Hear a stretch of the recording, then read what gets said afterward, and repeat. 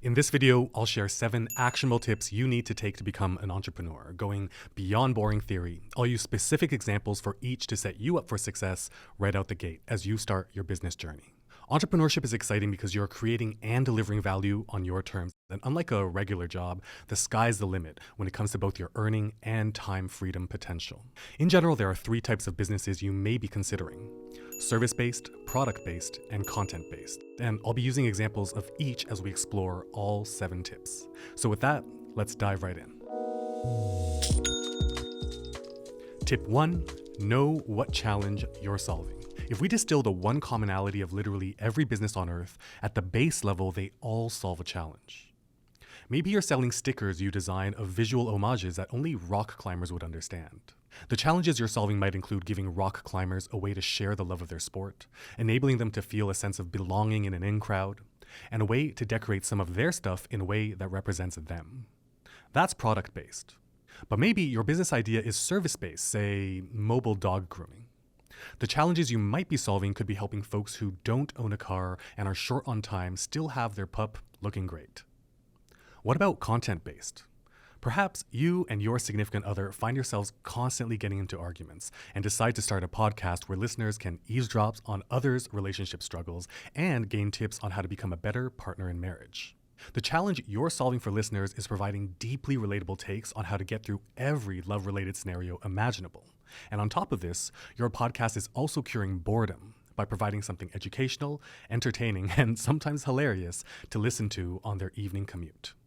You can see from all 3 of these examples that at the end of the day, they are all solving a challenge for their target customers. The only way to make money reliably and consistently is to solve a challenge in the buyer's mind, a challenge they deem worthy of spending money to solve. So, how do you put this tip into action? Whether you're already in business or still in the idea stage, jot down your target customer groups and be clear about what their problems are. Then brainstorm which ones you can solve and how you do it. This will help with how you communicate your value proposition to them in your website copy and marketing materials. If you're interested, we'll link a great video about the concept of value propositions right up here and in the description below. Know your target audiences and know what challenges you're solving for them. To do this, do some market and customer research. Also, look at your competitors and take some notes on their website copy and especially on their customer reviews. Use your learnings to build out your own customer persona. Then tailor your messaging so that it is crystal clear that your business solves their needs. Tip 2, do customer development. But what is customer development? It's an effective way of validating your ideas and assumptions before spending money on expensive costs like inventory, capital equipment, and infrastructure. But how is this done? Simple, by talking with your potential future customers. So our rock climbing sticker designer may choose to break open their laptop and show their designs to members at the climbing gym that they go to see which designs folks gravitate to, what insights they can get, color options, and use cases that come to other people's minds. Our aspiring mobile dog groomer may spend time at a few off-leash parks in the areas that they want to serve to get to know their potential future customers' current dog grooming routines and preferred places, then researching those places to get a strong gauge for pricing.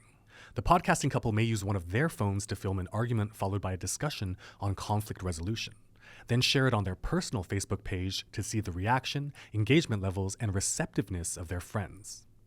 They may even engage in conversations with their existing social circle to see how their friends currently deal with marital conflicts.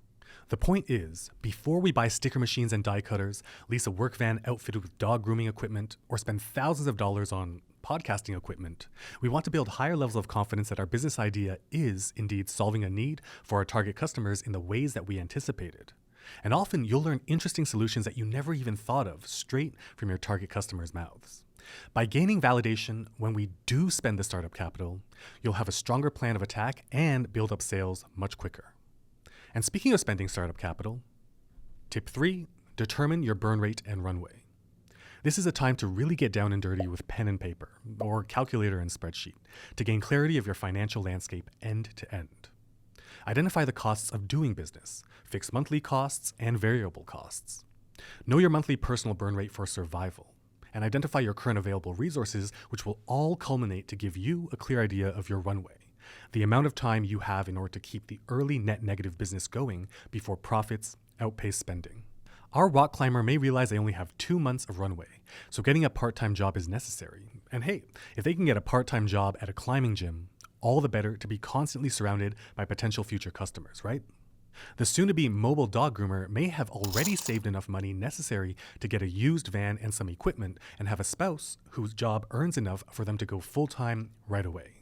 Through their number crunching, though, they've identified that the fixed monthly cost, regardless of whether or not they get dog grooming clients, is $500 a month and have an extra $1,500 set aside. So therefore, they know they have no more than 3 months to get the business into positive cash flow.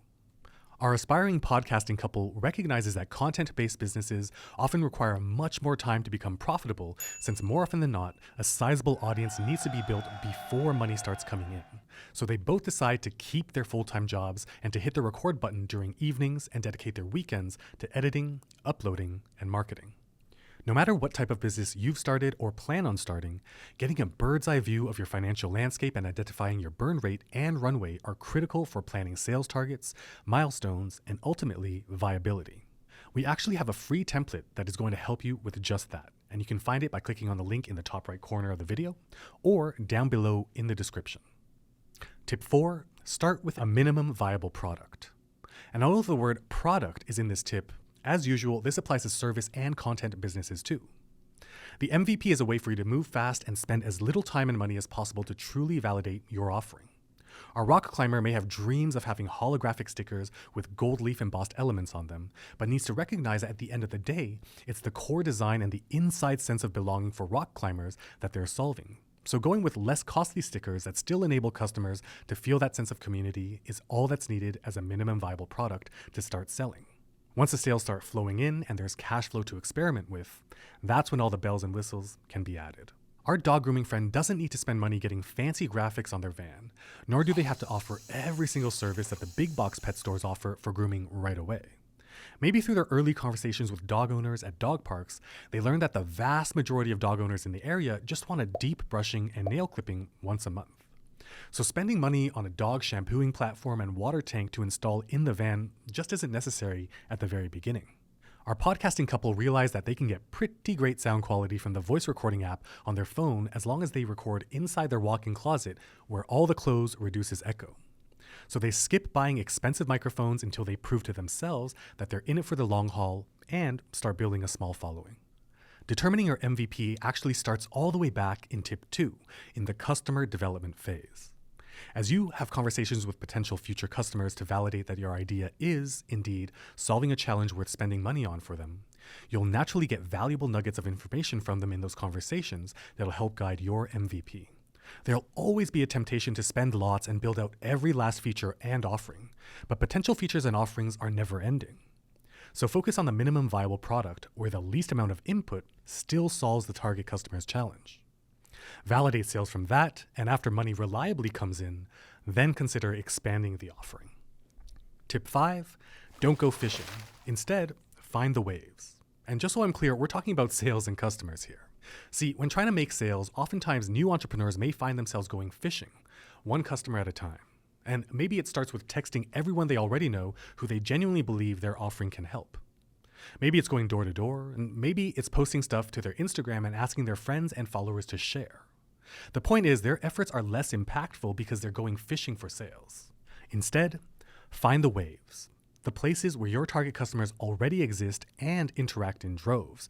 So instead of fishing, you can stand in the path of the wave and let it knock you over. Our rock climbing friend can, of course, go to rock climbing gyms, but even better, contact rock climbing competition organizers to set up a small booth at major competitions. They could even consider creating an affiliate deal with a couple of climbing influencers on social media. Our dog groomer can consistently visit off-leash parks on Saturdays and hand out doggy treats with their name and website printed on the packaging of the individually wrapped treats. Our podcasting couple, they might pay for Google ads for the search terms marriage counselor near me and best marriage counselors in a city name, so that when people search for relationship counseling, a catchy ad for their podcast shows up at the top of the search results. This is your business, and in tips 1 and 2, you have already figured out your value proposition and your target customer segments. It stands to reason that you know where your target customers go in droves, both in the real world and the digital one. So locate those waves of potential customers and stand in their paths instead of casting one hook at a time. Tip 6, design processes and systems. Being an entrepreneur, especially a solopreneur or early stage startup, means time is stretched thin because you're wearing so many hats. So dedicate energy and thought to designing processes that make all of the tasks you need to do as frictionless as possible. Our sticker maker may discover that it takes a lot of time to put orders in envelopes, seal them, write names and addresses, and drop them off at the post office. So finding tools that optimize processes like using Shopify's robust backend to fulfill and directly print shipping labels with a label printer would save them boatloads of time. Our dog grooming friend may soon find themselves struggling to keep promised appointments on time as their client list grows and the number of hours spent stuck in traffic increases in tandem. So applying for a permit with Parks and Rec to allow them to park their van at dog parks to reduce driving time and have so many potential customers in one spot could both drastically increase business while cutting down on commuting time. Our podcasting couple may find that juggling both their careers, recording and editing a podcast just takes too much time. So setting aside a few $100s a month to hire an editor on gig sites like Fiverr or Upwork just relieves so much pressure and enables healthier work-life balance. By designing processes, optimizing them, while always thinking in terms of systems instead of individual tasks, we eliminate guesswork and undue stress to enable us to stay focused on the most impactful things as we navigate the entrepreneurship journey. Tip 7 is to live the phrase, always a student. The co-founder of LinkedIn, Reid Hoffman, has been quoted as saying that building a company is just like jumping off a cliff and assembling the plane on the way down. There are a lot of takeaways from this quote, not the least of which is that when it comes to entrepreneurship, we take a leap and must constantly be learning things and learning them quickly and effectively in order to take flight. You've got to take the leap, but make it a measured leap. Yet once you leap, you can't just expect results without action. Assemble that airplane as you free fall, but assemble it properly. And the only way to do that is to ensure that you're always learning. Learning from your customers, your peers, your mentors, from your failures, and hey, maybe even a weekly visit to the Learn with Shopify channel. But all cheekiness aside, one thing's for sure. When we stop learning, we stop growing. And the fact that you're even watching this video means that you're the type of person with growth on their minds. And by the way, if you're really ready to make the leap, Shopify is here to give you one piece of that airplane in the form of a trial with Shopify that's completely free. Over 1 million folks just like you and me are using it to sell, ship, and process payments anywhere. It's backed by powerful tools that help you find customers, drive sales, and easily manage your day-to-day. I think Shopify has definitely helped us and many businesses get started. And there's nothing like hearing the cha-ching when you're out living your life and doing something that you love. I like that. You can sign up for your 100% free, no commitment trial by clicking the link in the top right of this video or in the description below.